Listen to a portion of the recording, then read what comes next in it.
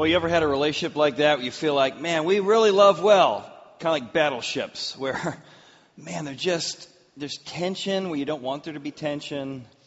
There's misunderstanding where you don't want to be misunderstanding. You're like, well, I don't want to fight anymore. Why do my business partner and I just continue to disagree on this? And I go into the conversation trying to calm myself with my son or daughter, and then they just drive me crazy, and I say things or they say things. Or I wish I could just get along better with my parents and my roommate in college. I think in some sense, all of us have ways in which we bash into each other, even when we don't want to. In our new series, Battle Stations, we're going to talk about how you and I can fight. Fight for freedom and fight for forgiveness. And it is a battle to learn how to forgive one another. It's a battle to know how to get free from bitterness and unforgiveness. And today I want to tell you the story about a man named Bud Welsh. And he goes through an incredible battle, an incredible journey to learn how to forgive. And he's going to learn how to relinquish revenge. And during this Lent season for the next 6 weeks, we're going to be spending the next 6 weeks reflecting on forgiveness and how we can begin to take steps in forgiveness. And Bud is going to take a journey from wanting revenge for really good reasons, wanting God to cut people down for what they did to his family, to learning how to relinquish that revenge and find freedom in his own life. Now, to do that, we're going to take you back. Prior to September 11th, probably the most famous terrorist attack in the United States was the Oklahoma City bombing. So I'm going to take you back to the Oklahoma City bombing to get the feeling of what happened to this man's family, the feelings of wanting revenge and God to cut other people down, and how he made the journey to battle to find forgiveness. Let's watch. A massive car bomb exploded outside of a large federal building in downtown Oklahoma City, shattering that building, killing children, killing federal employees, military men, and civilians. The chaos in downtown Oklahoma City did indeed resemble Beirut after what police believe to be a 1,200-pound car bomb ripped through the 9-story federal building shortly after 9 o'clock this morning. More than 500 people were already in their offices, and at least 50 children were in a daycare center on the second floor. Bombing in Oklahoma City was an attack on innocent children and defenseless citizens. It was an act of cowardice, and it was evil. The United States will not tolerate it, and I will not allow the people of this country to be intimidated. 2 suspects now have been identified, known only as John Doe. They're both about 5'10 to 5'11, about 180 pounds, both with brown hair, one with a crew cut, the other with a tattoo. Those sketches were released as rescue workers worked their way through the wreckage of the Murrah Federal Building, looking for survivors among the close to 200 people believed to be still in that rubble. Authorities now believe the truck that bore the bomb was parked in a space alongside the federal building. A second vehicle may have been nearby to permit the bombers to escape. The FBI said today it was a huge explosion and that the explosive used was most likely a simple combination of fertilizer and fuel oil.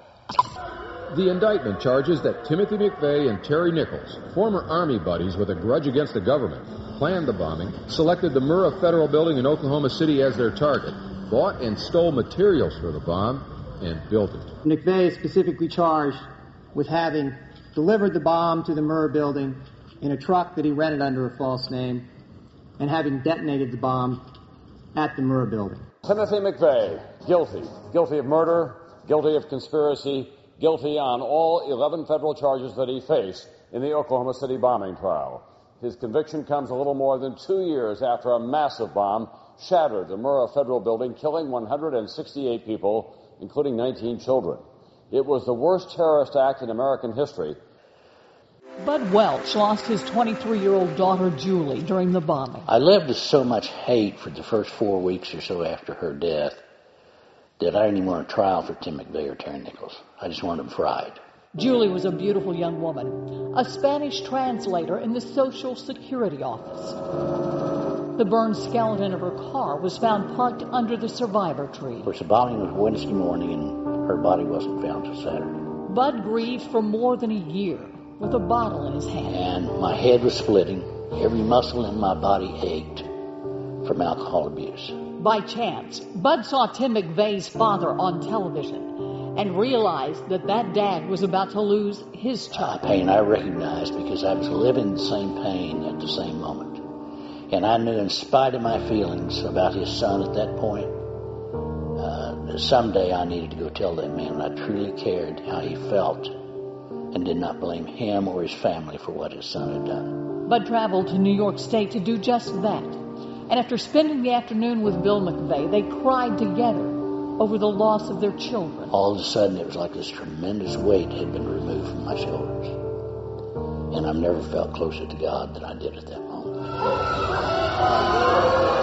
Bud Welch unsuccessfully fought Tim McVeigh's execution. On June the 11th, 2001, a Monday morning at 7 a.m., in Terre Haute, Indiana, we took Tim McVeigh from his cage and we killed him.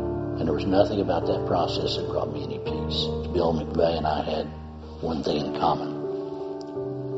We had both buried our children. Julie's chair is among the 168 on the memorial grounds. Faces that never grow older. Their absence from our lives still felt these 20 years later. That won't change. But Bud Welch says forgiveness is a gift we give ourselves. When you forgive, it's not an event. It's a process. And it goes on many, many months and sometimes many, many years. The survivor tree witnessed the tragedy, but more importantly, those moments when Oklahomans came together. There was no regard to religion, class, or race. It was a glimpse of the world as it can be.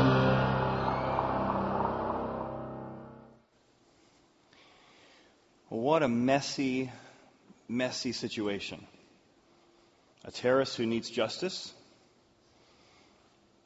A person who's angry for good reason with huge loss. Another father who's heartbroken that his son has done what he's done.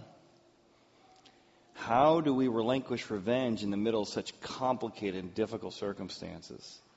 How do we, like Bud said, how do we give the gift to ourselves of forgiveness? How do we battle to find our own freedom and forgiveness? Well, that's what we're going to look at today. And I have sat with many, many, many individuals and couples over the years, and I've helped them make a distinction between three different aspects of forgiveness that I think is going to be helpful for you.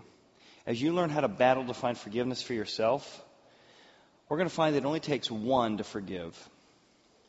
It takes two to reconcile. It takes time to restore trust. And so whether the other person asks for forgiveness, whether they're sorry for what they've done or not, you can still be free from bitterness because it only takes one to forgive. And yet sometimes you've forgiven and you've tried to reconcile with a son or a daughter or a spouse, and quite frankly, they don't want to. And so reconciliation is not always possible. Or sometimes you've forgiven somebody and they're not trustworthy. And it's not even healthy for you to reconcile with them. You can choose to forgive someone even if you can't reconcile with someone. And you can want to reconcile with someone, yet it's outside of your control, and so you never do, and you don't have to feel guilty for that. And yet there's also a place where you have forgiven someone, you're both open to reconciling, but you don't trust them yet. The betrayal was so deep, the broken trust was so significant that it's going to take time. And one person in that relationship is saying, hey, I thought you said you forgave me. You should trust me. No. These are three different stages. I forgave you, and I'm open to reconciling with you, but it's going to take time to restore trust. And making these distinctions, I think, will help you in your journey of battling for your own forgiveness. To do that, we're going to look at a story of a man in the Bible who did some pretty horrific things. And the people to whom he did it to are going to try and figure out if they can believe he's forgiven, if they could forgive him, if they could even reconcile with him, but could they trust him who've been trying to destroy them to be one among them? And his name was Saul. And I hope that as you journey through this, you're going to find some freedom that I found. That I have learned how to forgive. And sometimes it's messy. In fact, it's almost always messy. Every time I think I've forgiven it, then I pick that grudge back up. I begin to pet my pet grudge. You know, those emotions come back out, and it's a process, and it's a messy one. But to do that, I want to look at 3 different stages here. And the first stage is that at some point or another, you're going to find that all of us have a Saul in our life. Meaning, in general, we're committed to forgiveness. You know, we teach our kids, hey, say you're sorry, say you're sorry. Forgiveness is a good thing. We see it on newspapers. We see, stories on the news like you just saw. In general, most of us are committed to the concept of forgiveness. And we think you should probably forgive most people for a lot of things until you come face to face with your Saul. Your Saul is the person, could be an ex-spouse, who betrayed you, could be a child who withheld grandchildren from you for ways you don't think are appropriate, could be a roommate who purposely went out with your girlfriend just to see if he could. These are intentional, malicious, betraying, cruel, purposeful actions that someone did against you. And this person is now your Saul. And in general, you think we should probably forgive most people, but for whatever reason, you can't get over what Saul did to you. What she said, what he did, what he didn't do. How it destroyed your business, how it destroyed your reputation. And this man named Saul in the Bible lived in the 1st century. And he is a very religious man, highly educated, went to the Oxford of his day, high authority of the Roman government, and he is coming after to destroy, literally destroy and kill all the followers of the way, the followers of Jesus they were called. And in the middle of that encounter, he has an encounter with God on a Damascus road that God throws him to his knees. Jesus reveals himself to Saul and says, you're not just persecuting people, you're persecuting people I love and live in. And when you persecute them, you persecute me. Saul is given temporary blindness so he can think about how he's been so blind to how malicious and selfish and evil and inappropriate he's been. And now, God could have just said, hey, you're forgiven, let's move on. God decides in the middle of this encounter to send a message via prayer to a guy named Ananias. Ananias has heard of Saul. He's been cowering from Saul. He's been like, hey, if Saul's in town, hide. Don't let him find you. And God tells Ananias, I want you to arise from your prayer time and go and tell Saul he's been forgiven and I have a plan for him. Look what it says. Here I am, Lord. So the Lord said to Ananias, arise and go to the street called Straight, where I'm trying to straighten out this guy, and inquire at the house of Judas for one called Saul of Tarsus, for he's praying. I bet he's praying. He's praying that God's going to cut me down. That's what he's praying. I've heard stories. But God is going to, at some point in your journey, God is so committed to your freedom. God is so committed to you not being torn up inside with the ulcers and the anger of all that bitterness. God is going to tell you to arise and go. And face the feelings you have about your Saul. And to begin to find freedom for yourself. Just like he did for Ananias.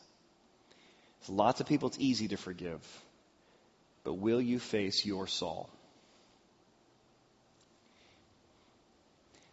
There's a book called The Hiding Place. It tells the story of Corrie ten Boom. Corrie and her sister were in a Holocaust encampment. Packed in, hundreds of women packed in, humiliated by the man in charge of the camp. He made them walk naked in front of him. They had lice, didn't do anything with it. Corrie ten Boom had to watch her sister and her just starve, just be a frail of their human self. They took away their dignity. Got to see many of their friends and family die in front of them during their time in this Nazi camp. And then the war was over. And she was released and survived. And she spent the next years trying to figure out how to free herself, not just from the camp she was in, but from the bitterness and the anger from the horrible injustices done. She was a woman of faith, and she found that the secret to doing this came from the message of the Bible. It's not to say, well, what they did wasn't really that bad. That doesn't work with Saul's. But to say, the seeds of wrongdoing and the wrongdoing, there's definitely different things have different suitcases of consequences. But what is in that man who's in charge of the camp, that fallenness before God, is also in me. And though I didn't let it grow the way he let it grow, I need forgiveness as much as him. Now that's a tough nut to swallow. But that's actually what the Bible says. That one of the ways you move toward forgiveness is recognizing that what's in the most evil person you've ever met, though they've allowed it to grow, the seeds of that are in you and I, and we all need equal forgiveness. Corrie ten Boom began to wrestle with that, and that began the journey of her being able to, if God's forgiven me of what I have done, and the seeds of everything that's in him, then I will choose to forgive those who oppress me. She was lecturing from Holland. She went to defeated Germany, and she began to talk about the power of forgiveness and the power of God's forgiveness to be able to bring people together. She got done lecturing one evening in the basement, and a man shuffled up to meet her, holding his brown hat with a skull and crossbones. Immediately her eyes caught his, and she recognized him, even though he didn't recognize her. And he said, I've been listening to what you said. And after the war, I realized the evil things I had done. And I came to believe in Jesus, that he could forgive me for what I've done. And I felt like I needed to come and beg your forgiveness for what I was part of and what I did to you. And she'd immediately seeing him, all the images of her starving sister and her frail body appeared before her. She hadn't thought of it in years. And the thinking that she had forgiven this man suddenly came face to face. Have I really forgiven this man who's now asking for my forgiveness? She said there was a silence and a turmoil in her soul as she began to think for a moment. Do I really believe I'm forgiven? Do I really believe somebody like that could be forgiven?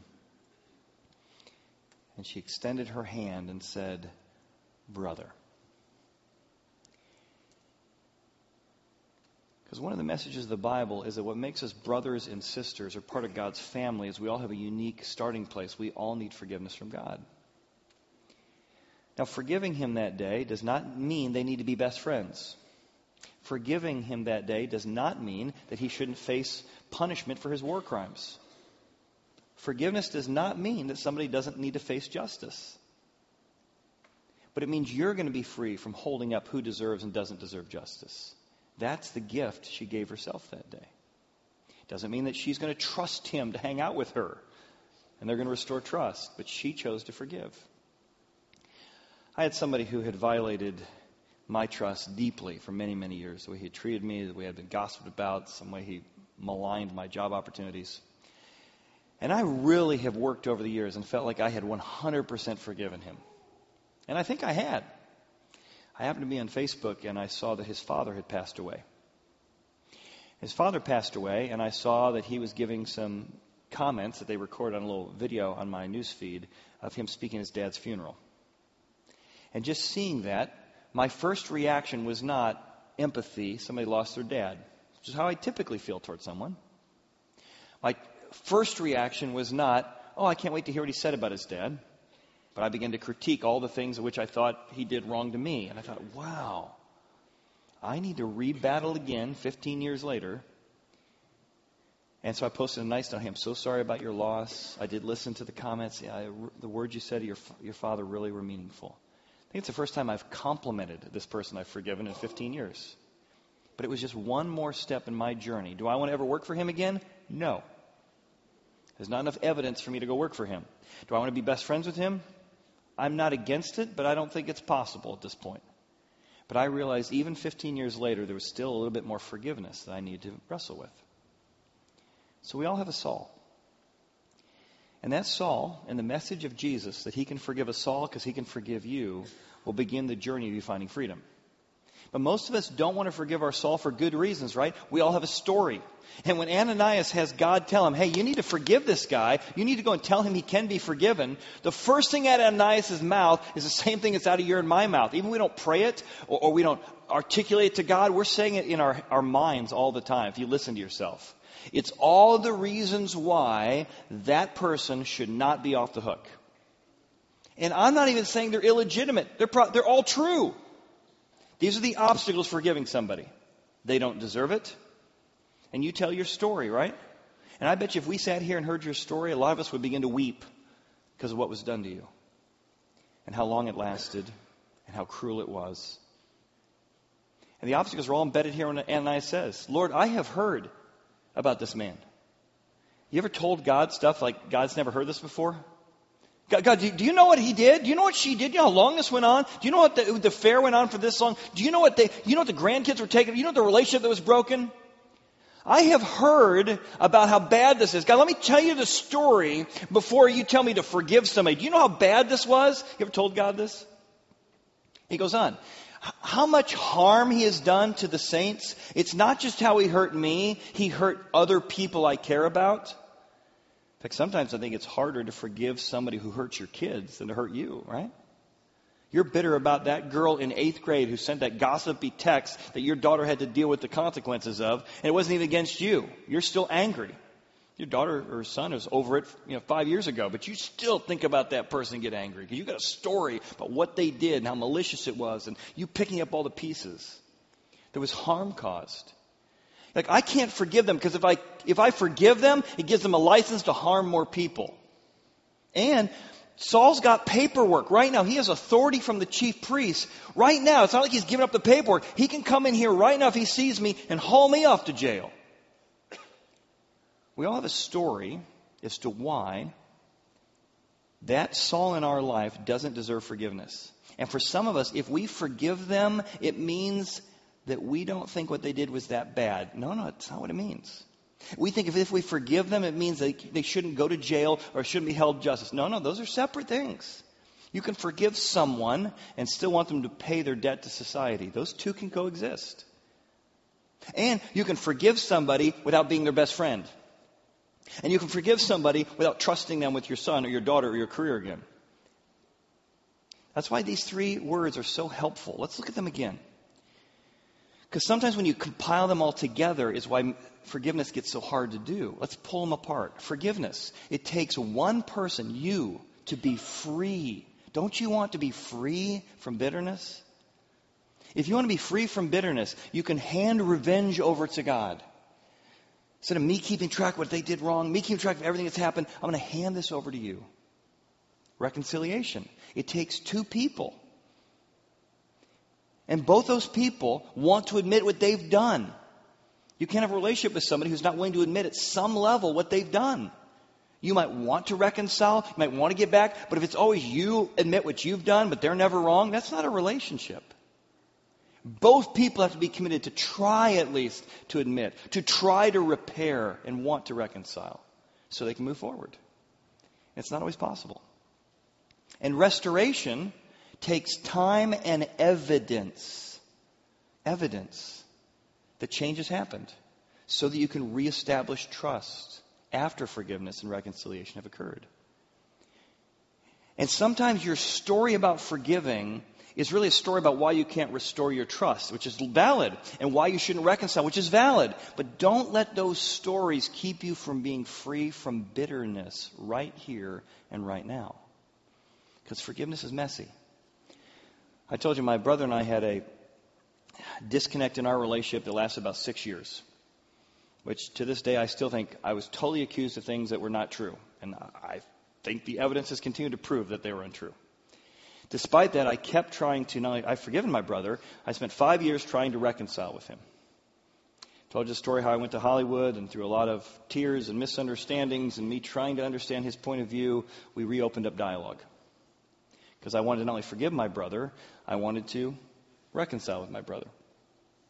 And we're trying to plan a trip together, he and I, this year, to try and restore some trust.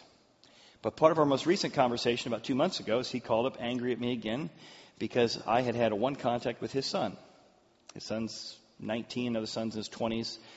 And part of him reconciling with me is he requires me not to talk to my nephews. I've never done anything. I'm not mad at them. I've never done anything to them. He cut off contact with them and thinks I should cut off contact with them as well. So forgiveness is messy. Because now, I told him, I think you're making an inappropriate request of me. I don't think adults should demand other adults not have a relationship with other adults. So I just don't think that's a reasonable request. But I have honored your unreasonable request because our relationship's that important to me. But you're keeping me from having a relationship with two young boys who are desperate for their dad, let alone for their uncle to call them. But in this area, he's unmovable. It's messy. In order to forgive and reconcile with him, I have to not have a relationship with two other people I'd like to know better. I was sitting up near the Winter Club with a good friend of mine. He said, Chad, I need to tell you something.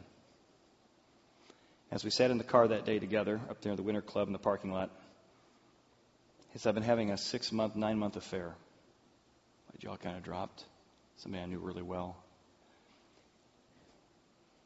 He said, and my wife found out. She's obviously angry and frustrated. And what's worse is I got my mistress pregnant. To which I said, do you think you'd be here telling me that you're having an affair if you had not gotten your mistress pregnant? Probably not. So I'm not sure you're repentant yet. You're just caught. There's a difference. He said, well, this is a baby. This is a real baby. This is a life in there. I'm pro-life. I adopted a child that was going to be aborted. You don't need to convince me. What's with the big lecture? Well, what I told my wife is that this life is so important. We've got to raise this together. So I've asked my wife to meet my mistress because we've got to raise this family. And this is how distorted you get. I said, you know what the proper response for your wife right now is? Anger. You have given away something that belonged to her.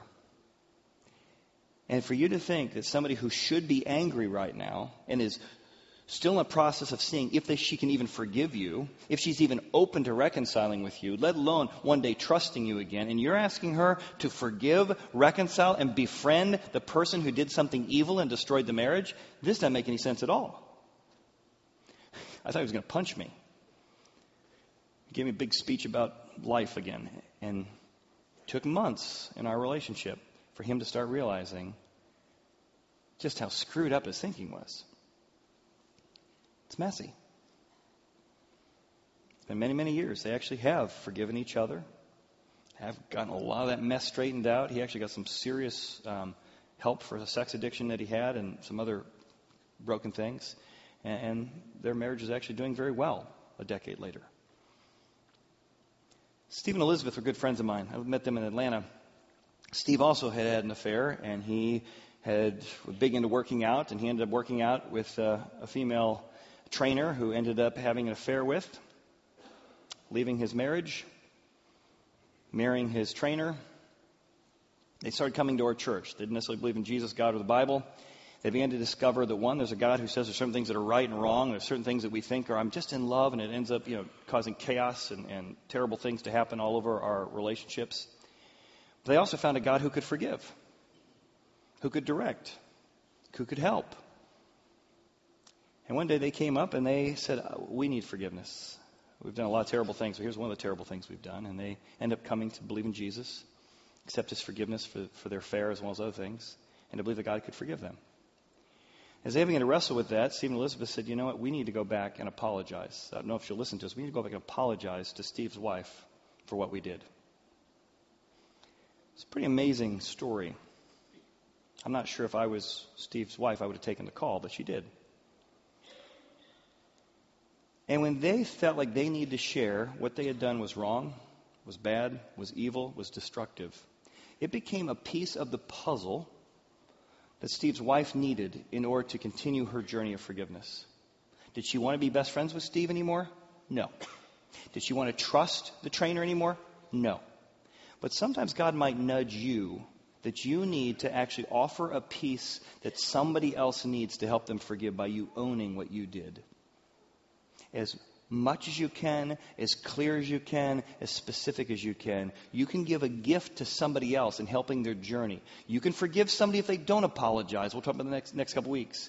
But if you could apologize, it would even be a part of the healing of your family, of your company, of that disagreement. So don't let your story of what somebody did or why it's not appropriate or why, get in the way of you finding forgiveness and freedom. We all have a Saul, and we've all been a Saul, by the way. We all have a story. And lastly, we all have a station. Like I said, forgiveness is messy. And if there's one thing what we're learning in America in 2019 is, don't you dare ever do anything wrong, and don't you apologize for it, because you're going to lose a job, you're going to lose an opportunity, it's going to be smeared all over Twitter for anything you did in the past 30 years. We are living in a world of karma like there's never been before. You're going to be punished now for anything you've ever done. And so all of us are becoming very, very guarded. We don't admit what we've done. We can't dare let it out because it's professional suicide. So forgiveness is needed more than ever, and karma is more alive than ever in the world around us, that you don't admit what you've done because you're just going to get punished mercilessly by our society. That's why it's going to be a battle to go through the stations of forgiveness and figure out what reconciliation looks like and what forgiveness looks like and how to find freedom for yourself. And one of the first stages, one of the stations you're going to have to wander past several times if you're going to learn to forgive, is you're going to have to let God be in charge of making other people suffer. Now, there's immediately several problems to this. In this particular time in philosophy and history, the idea that God judges or that God would be a judge or that God would make people suffer is almost more antithetical to that. That's not what God is like. So we don't even like the idea that God judges. Well, unless you're a J personality, then you love the idea. In fact, that's why it's hard for you to forgive. You're right, God does. I have no problem with him judging. Why does he judge some things quicker?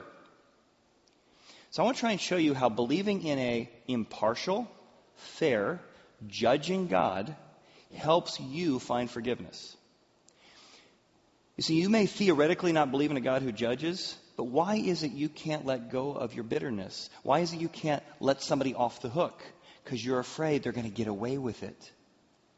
And you can't trust somebody else to hold them to account. So you're having to make them suffer by keeping track of what they did and taking notes and making sure everybody knows what happened.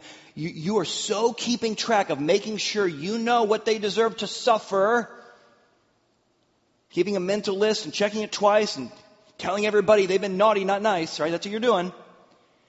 Because you don't trust that there's somebody fair and objective and impartial that you can hand this situation to, hand your Saul to say, God, I'm not qualified to decide what they do or don't deserve. I want them to suffer.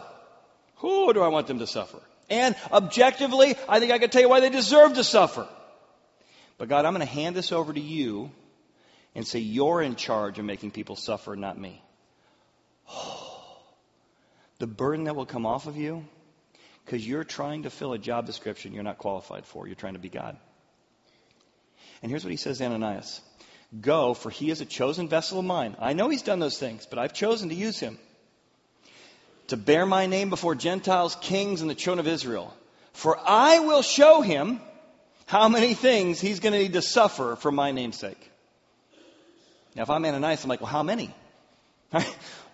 How many people has he killed? How much suffering he's going to have?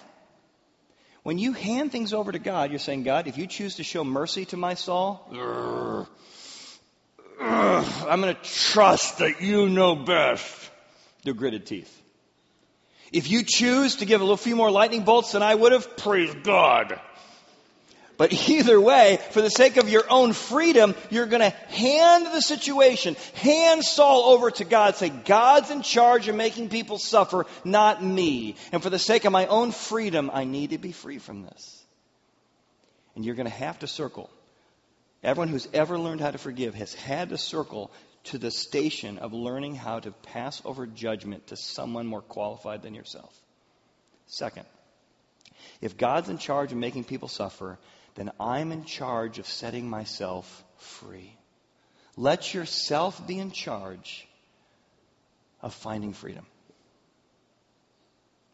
Letting yourself be in charge of ending your own suffering. Because while you've been keeping track of what everybody did, all you're doing is you're not making them suffer.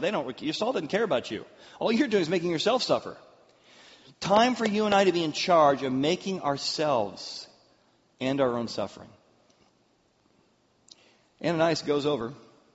Saul, great risk to me. I want you to know I've forgiven you. I want you to know God's forgiven you. And it says immediately these scales fall off Saul's eyes.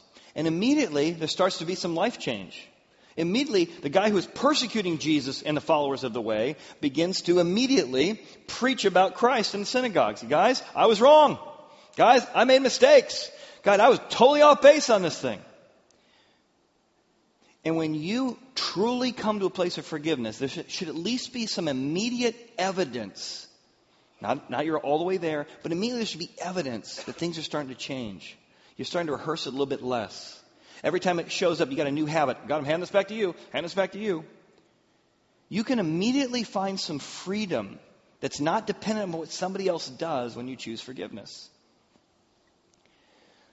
I was sitting in our atrium about 2 weeks ago talking to Bill. Bill served in the Navy. He says his dad was a pastor and was a man of faith, but he didn't take faith too seriously. But as somebody trained in the military, he knew how to kill. And he said he was obsessed with the idea, for good reason, right? He's in the military, of killing somebody who's trying to kill him. He said the thing he prayed all the time is, God, if I'm trying to kill somebody, I just ask you that before I die, I would make sure I get them. So I thought, well, in the ethics of war, I'm not sure if that's all bad, that you want a bad guy to not kill more bad people. He said, yeah, but I was obsessed with justice for other people. Everybody bad out there. He said, I came back from the military and I served in the docks and I was a Union enforcer. And man, somebody comes at you with a gun, I'd pull up a lead pipe and, I'd go after him. He said, I was just angry all the time. He said, I wanted justice all the time for others. But I never really thought about what would happen if I got justice. He said, I'd read this pamphlet called about the tears of God and the trail of tears of us coming to realization of what would happen if we got justice for the thing we did wrong. And I was just thinking about that. I was just angry. I was on the forklift that day, and I'm not sure what exactly it was, but it was like God spoke to me. And I started thinking about my dad. My dad had been praying for me for about 30 years, Bill told me. My dad, though I'd done some terrible things and got in fights and made his life, living hell trying to manage it a lot of the time, my dad just kept praying for me that I'd find forgiveness, kept praying for me that I would find the God who would love me. He goes, I'm not a crier. But that day on that forklift, I burst into tears as I realized I don't want justice coming on my life the way I want justice coming in everybody else's life. I need God's forgiveness. I cried for 3 days. I came home and told my wife. She thought I need counseling. She had to send me to counseling. She didn't realize God was actually, he said it was almost like this big black cloud was lifted off of me. Years of carrying this black cloud of vengeance and giving everybody justice and not thinking about myself. And I found freedom. He said one of my boss that was there came up to me after a couple weeks. He's like, can I talk to you for a second? Yeah. Anything happened to you recently? Why? You seem different. What do you mean? Well, you just don't seem so angry all the time. And he told him, this encounter with God, this idea of wanting justice for other people, but not thinking about what it would be like if I got justice for myself, was God's way of beginning to bring the forgiveness of Jesus into his life. Abe Lincoln used to say it this way. He said, I kill my enemies by making them my friends. He forgave him and tried to reconcile with him.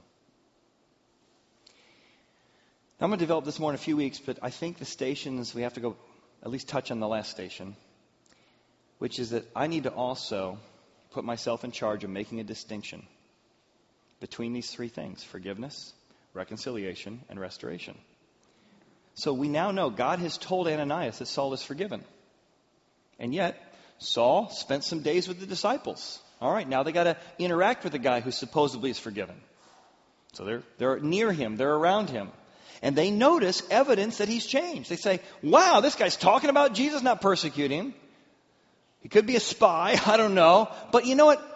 Look at how emphatic he is. Look at the suffering he's enduring. Is this not the guy who destroyed people who used to say this stuff? And they begin to see evidence of life change. And they begin to move from not only thinking he's forgiven by God to maybe reconciling with him if there's more evidence. And then what does it say? It says Saul increased in more strength. He just begins talking to more people. He begins to endure persecution for this new message. So when Saul had come to Jerusalem, so he comes to a new town. Hey guys, you may have heard about me. Used to do bad stuff. I'm now talking about good stuff. He tried to join the disciples. Hey, I want to join the clan. I want to be part of it. Maybe I'll write some books that'll be in the New Testament. And what do they say? No way! They did not believe he was a disciple. Why? Not enough time and not enough evidence yet. So even the disciples with Saul, who ends up writing most of the books in the New Testament, they had to go through a stage of forgiving. We're not ready to reconcile yet. We need more evidence. We're certainly not ready to restore trust. And if you will make those distinctions in your journey, God will begin to help you in that process. Because here's the thing about bitterness, and here's the things about anger. It doesn't just affect you. Right? When somebody in your family or your company is mad at each other, isn't everybody having to walk on eggshells in the meeting? Because, if you say so-and-so, it's going to look like you're inside. Or there's a divorce. It's like, whose side are you on? All the mess. Grace and the forgiveness of God is the only thing that can sort of cut through the mess. Do you remember in 1998, there was a trucker coming 74 and 75 here in Cincinnati. And there was an accident right there at that kind of Spaghetti Junction area. And as they had an accident there, 6,700 gallons of animal fat got spread all over the road. Do you remember this? If you don't, it's all over the place. And all of a sudden, one guy's mistake, one guy's accident affects everybody coming in on 74, coming in on 75, right? Gallons and gallons of animal fat everywhere. They bring out the fire trucks. They can't have policemen trying to scoop up the animal fat. Everybody's traffic is backed up. Everybody's day is ruined. Everybody's commute home is changed. That's what happens when there's a blow up of bitterness. It just spreads everywhere. You remember what happened? P&G donated 3.5 tons of Dawn detergent. And they came and they just dropped in 3.5 tons of Dawn detergent there at 74 and 75. And sure enough, it cuts grease out of your way. The joke all around Cincinnati was that there was a new Dawn 3 days later in Cincinnati. Because all of a sudden, the grease that hadn't been caused by hardly anybody driving in that road, they were affected by it. And I'm telling your kids and your grandkids, your aunts and your uncles and your nephews, they're all stuck in traffic patterns because of a lack of forgiveness of something that's happened to you and your inability to let the grace of God begin to dissolve some of that bitterness, begin to eat away at some of the way that it's been eating away at you. And I want to ask you in this Lent season, whether you've celebrated Lent or not, just a time before Easter, reflecting on forgiveness, to begin to ask God, do I need a new dawn?